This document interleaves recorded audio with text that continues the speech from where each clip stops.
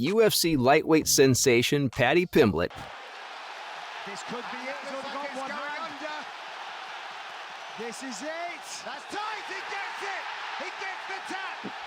The Paddy Party. And #1 bantamweight title contender Sean O'Malley. These guys are easily two of the most exciting prospects at the promotion. But what's the difference between them? Keep watching to find out. For starters, Paddy isn't comfortable calling people out. Chael Sonnen was actually the first one to notice this. There's absolutely no doubt that Liverpudlian is one of the best trash talkers in the business, but have you noticed how he never calls anyone out? Even Michael Bisping blasted him for this. All Paddy says is he's the next big thing, the cash cow, and to anyone who wants to fight him, get in line, but that's not really the case. Pimblett might just be afraid to call people out, or in other words, he's not comfortable yet. He's 4 fights into his UFC career, and while Sean is only 1 year older than him, he's much more comfortable with the mic. O'Malley doesn't shy away from calling out an opponent because he's always ready to bring the heat. The Brit is a bit more cautious though, and I have a theory for that. Since he's hyped as the next big thing in the world of MMA, he knows his popularity will take a significant hit if he calls someone out and loses. And since the UFC is doing its level best to protect and maintain his hype, Paddy is just going to go with the flow and let Dana decide what's best. Not sugar though. It's actually his fearlessness that's landed him a shot at the title, and when you think about it, that's one of the biggest differences between the two fighters. And the second major difference would probably be their discipline. There's nothing wrong with enjoying a good meal every now and then, but Paddy tends to take it to a whole new level. I don't think he's done it after the Jared Gordon fight, but prior to that, the Liverpudlian literally put on an odd 60 to 70 pounds. Fighter, boy.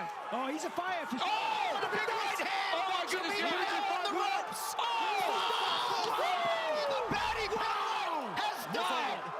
Ballooning up to a jaw-dropping 200 pounds between fights. And sure, you can argue he's never missed weight or something, but it's much bigger than that. Imagine the toll it's taking on his body, having to shed so much weight in such little time. He might get away with it right now since he's still young, but a few years down the line, and those grueling weight cuts will start catching up to you. If we're talking about O'Malley, the guy's a beast when it comes to discipline. Now, I'm not denying the fact that he doesn't like to relax and light one up every now and then, but he's always in shape. He's always ready to fight, and the reason why all of us have seen him perform so consistently inside the cage is because of his discipline. Oh, he tagged him with that right hand. Threw him down.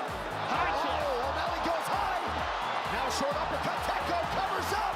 That's The it. sugar shot. Win or lose, he's in the gym the next day working his butt off to reach the top and stay there. The Brit really hasn't shown that determination. I'm not at all saying he isn't a dangerous fighter. All I'm saying is, as a fighter, you can't be messing around like that. And this brings me to my next point. Sean had to take risks. He might be a year older than the Liverpudlian, but when you look at their MMA careers, both of them competed quite a few times. Believe it or not, Paddy has actually competed more times than O'Malley, but it's actually the 28-year-old who's had to take more risks. I mean, he just fought and defeated a former world champion. Fighters we have seen it. Oh!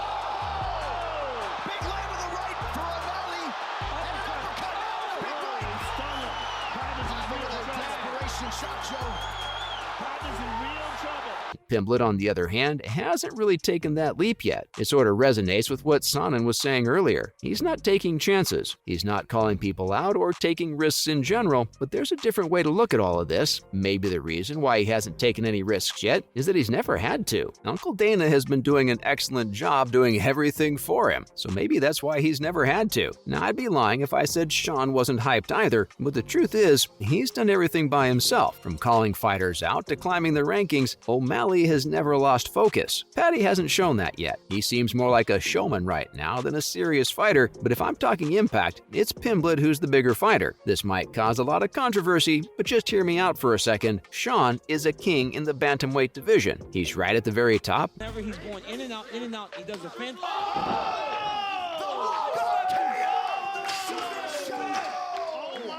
Oh my goodness, he slept in bed out of nowhere. And if I'm talking about the impacts he's made in that division, there's no denying he's up there. But overall impact at the UFC, nothing beats Paddy right now. I mean, is everyone forgetting his rise to the top is literally being compared to Conor McGregor's? But that impact and influence will only stick around if he backs it up inside the octagon. Alvarez getting loose, getting better here in this round, though. Oh, man. Until that. Oh, he's done. He's done. History has been made. Conor McGregor is the UFC lightweight champion. His performance against Jared Gordon was so average that a lot of fighters and analysts slammed him for not walking the talk. He's always saying the stuff like how he's the biggest fighter in the division, while MMA veterans call him out for lacking even the basics of fighting. You can't say all that about Sean, though. He's walked the talk. He's proven why he's worthy of the bantamweight title, and even though these guys are a division apart right now, I think O'Malley would win if they ever fought at the same weight class. That's just one for the imagination, though, since it'll never happen. But yeah, Paddy is the bigger fighter. Not better, bigger. But just hold on for a second. Paddy has a country behind him. When a fighter from Brazil or the UK comes in and becomes a star at the promotion, it's huge because they have an entire nation behind them. The reason why the baddie has managed to become a star at the UFC in such little time is because of his fan following. Sean, on the other hand, is from the United States of America, the land of MMA fighters. It's full of talent, and competing for popularity when you're from the US is super difficult. But when you look at it that way, what O'Malley has done becomes even more impressive. He's managed to attain so much stardom while belonging to a country of superior mixed martial artists. That's huge. That front kick up the middle. That man hurt him bad. He's doing it again. And again, the hesitation.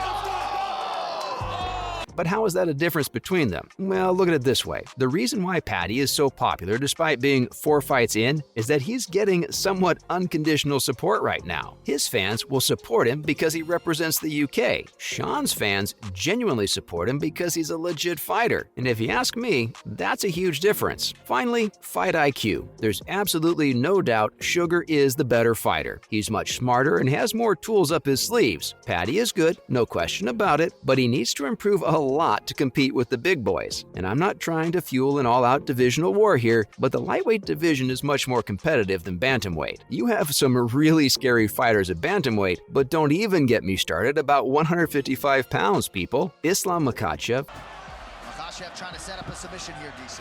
Yep, and you know, these guys do combat sambo their entire lives, you know, so if you present an opportunity to get a sub, it's over. He'll go get it. There it is. He's got the arm. And there's the tap. Another big finish for Islam. Charles Oliveira, We're working off of that jab early. Oh! Knocked down for Oliveira now. Now a knee to the body for Charles and a right hand. Chandler retrieves it. Now Chandler is down. Charles Oliveira. Justin Gaethje, Justin Poirier,